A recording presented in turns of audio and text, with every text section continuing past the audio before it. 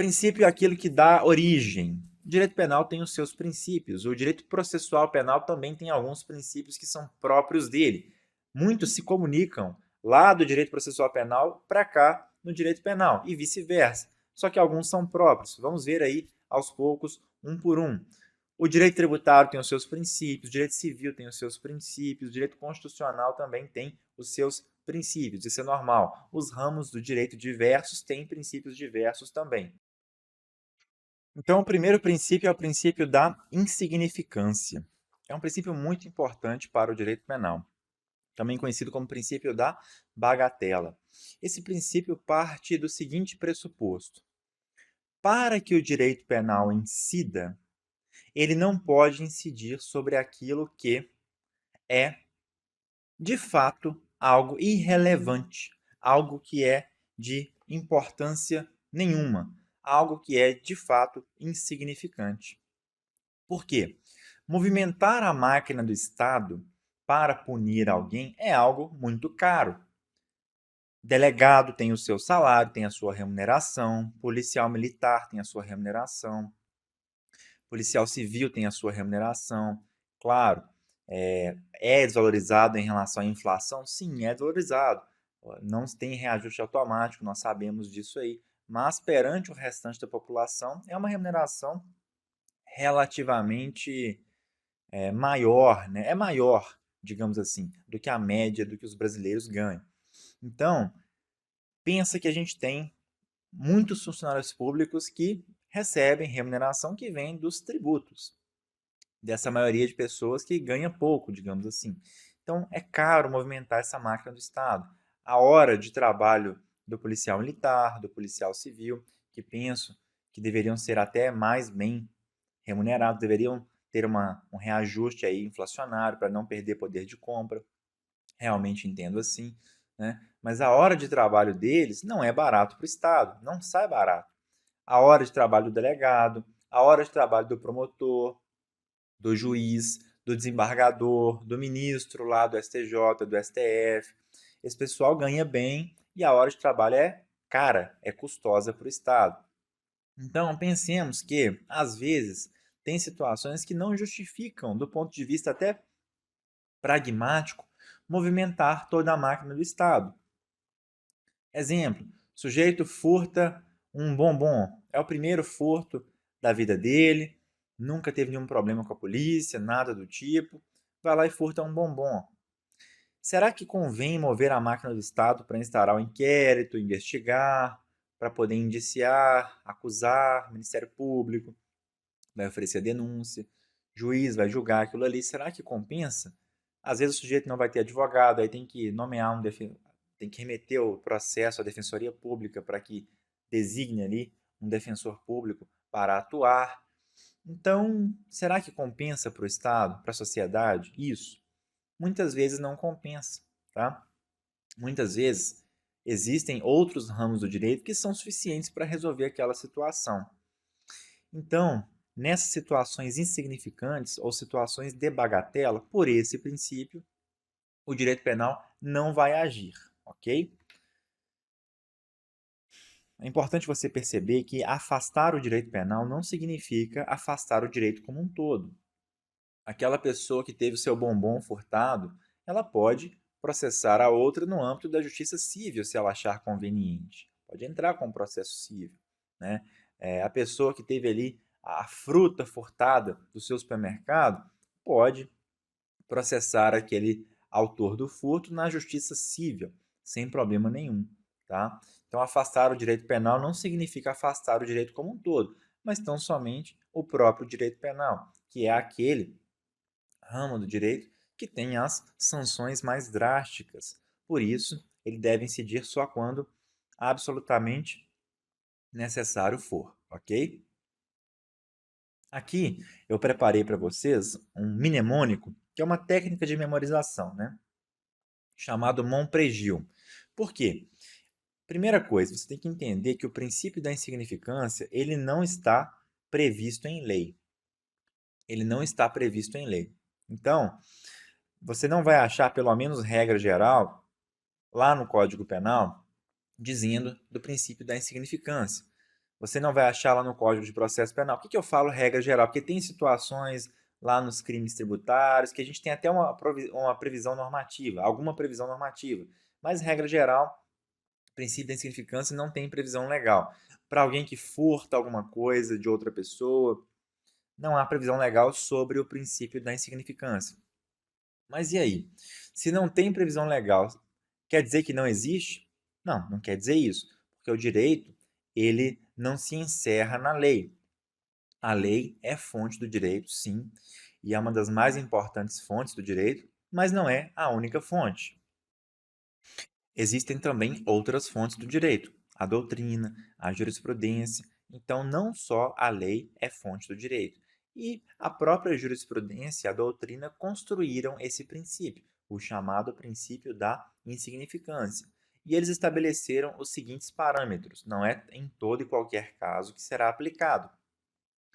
Depende dos seguintes requisitos cumulativos. Olha aqui para a tela, Montpregiu. Anota aí se você tiver algum caderno de anotação, algo do tipo.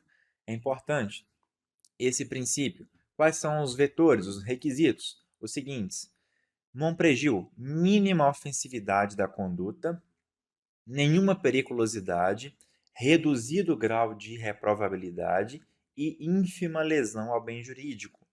Vamos explicar cada um deles. Mínima ofensividade. Aquela conduta não pode ter ofensividade grande. Então, se alguém pratica um roubo contra outra pessoa e o roubo envolve violência ou grave ameaça, já não se pode mais falar em princípio da insignificância, porque quando há violência ou grave ameaça, convenhamos, não é minimamente ofensiva aquela conduta, perfeito? Essa é a diferença entre o roubo e o furto.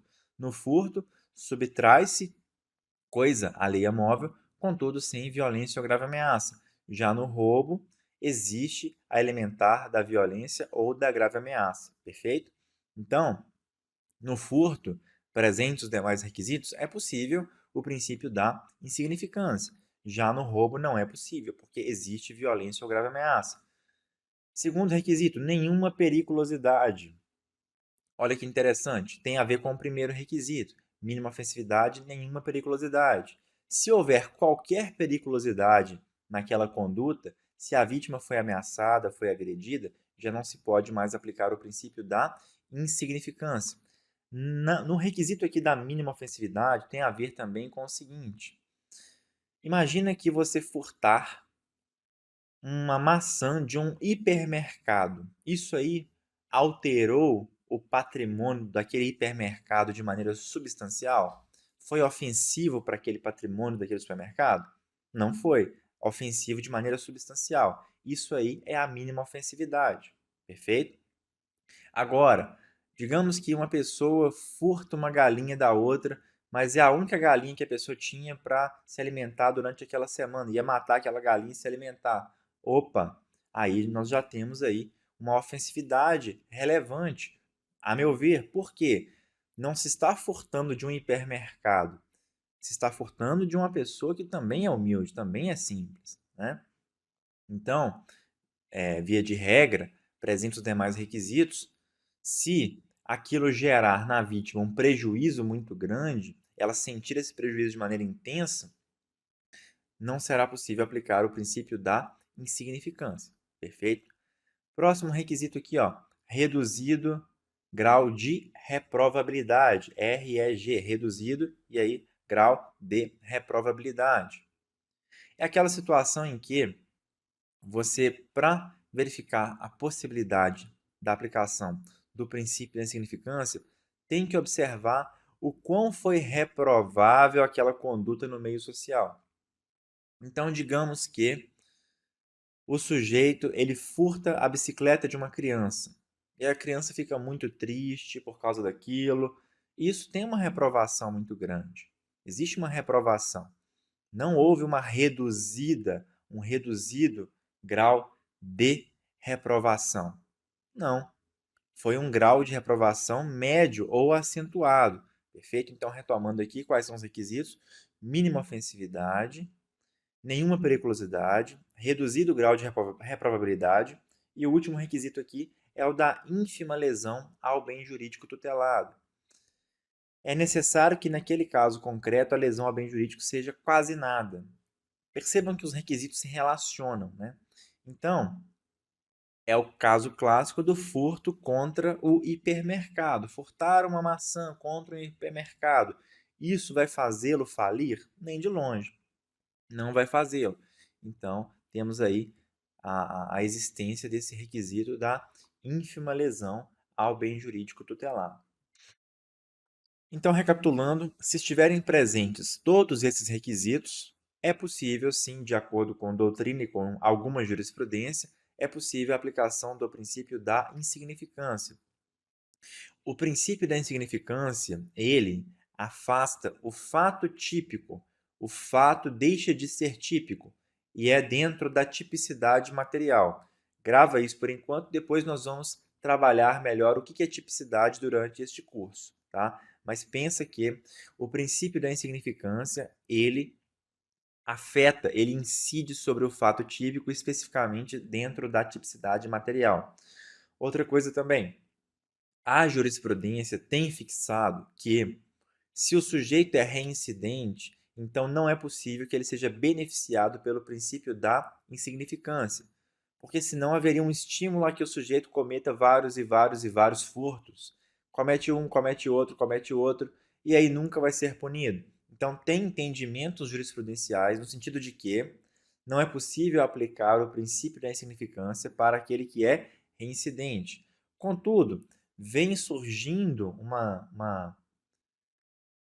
brecha jurisprudencial, digamos assim, não vou chamar de tendência ainda, mas vem surgindo uma luz jurisprudencial, no sentido de que poderia ser aplicado o princípio da insignificância até mesmo para aqueles que são reincidentes. Por quê?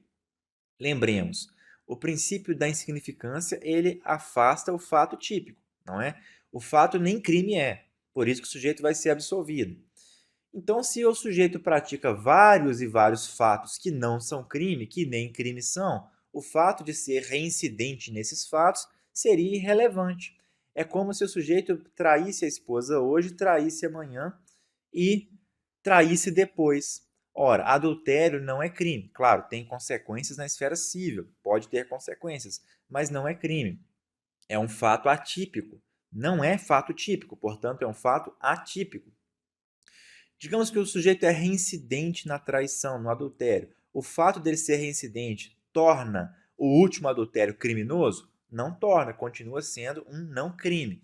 Então, por essa lógica, o fato do sujeito ser reincidente em furtos de coisas de valor insignificante não torna esses furtos todos criminosos. Porque se o primeiro não é crime, afinal é insignificante, o segundo também não é, o terceiro também não é, tá? Esse é um entendimento que vem ganhando algum fôlego na jurisprudência. Contudo, não é a jurisprudência majoritária.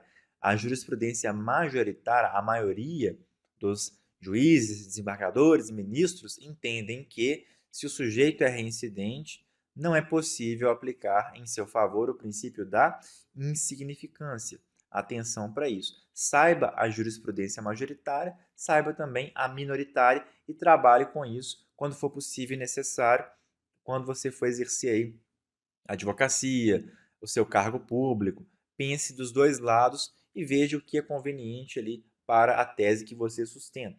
Perfeito?